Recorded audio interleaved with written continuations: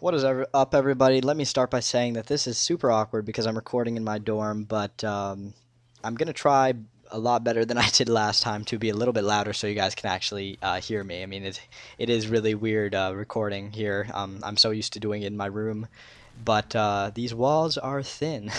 So I'm going to talk about a couple matches that I've played recently. The one I'm playing right now, I go 15-3, so it's pretty good gameplay.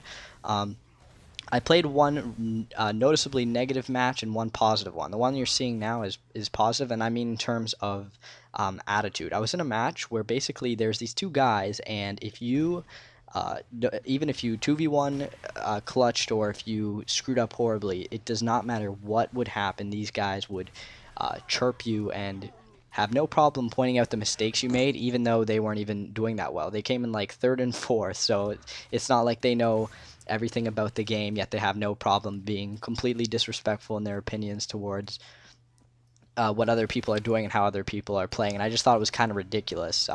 Maybe they thought that if people don't have mics, who gives a crap? I'll say whatever I want. And I mean, that is kind of the essence of what the internet's all about. You don't have to really pay the consequences for your actions or comments because nobody's going to be able to confront you about it. So people do it so uh, common, and I think it is kind of ridiculous. And it's ironic in a sense that these imperfect human beings who are not performing as well as other players are telling other people how to do certain things and why they are not as good as they should be. And for me, I mean, not everybody knows what they're doing. People play for friggin' fun, but to chirp people that are outplaying you, that's kind of hypocritical if you're playing for their team.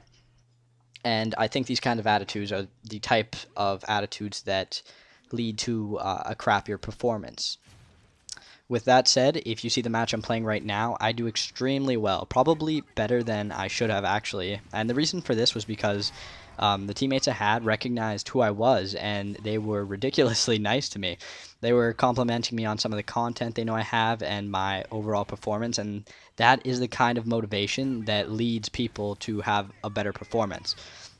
I think that if you spend more time complimenting and encouraging people on how they're playing and what they're doing, if you're serious about winning and having fun, that is the way to go because you will probably win a lot more often and you'll have a hell of a lot more fun doing it like that. And that is the kind of underlying message for this particular video.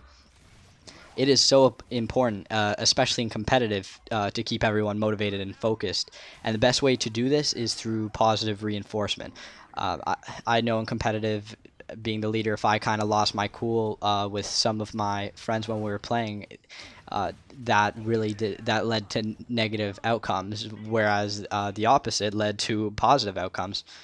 And I have seen players perform way past their normal just because they're zoned in thanks to good mood created by their teammates.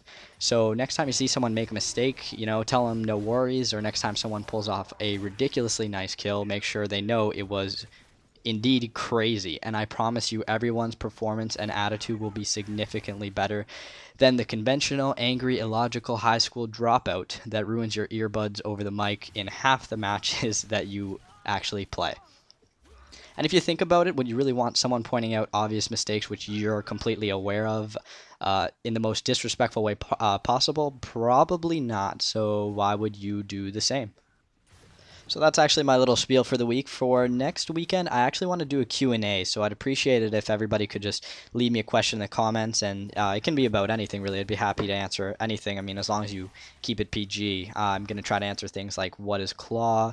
Why am I always Dom? And actually, in advance, for anybody who asks in the comments what my sensitivity is, I have a question for you, and that is, why do you like torturing me?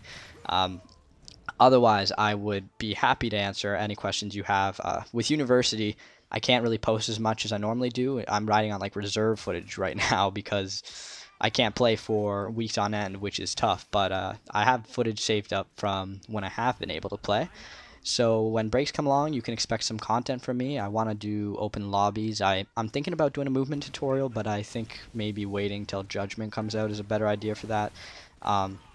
There's one more thing I wanted to do, and that was how to actually set up a gaming setup. It is not easy, and it's actually really expensive. I'm not sure if people know that or not yet, but for anybody who wants to get into it, I think I might do a kind of step-by-step how to set it up.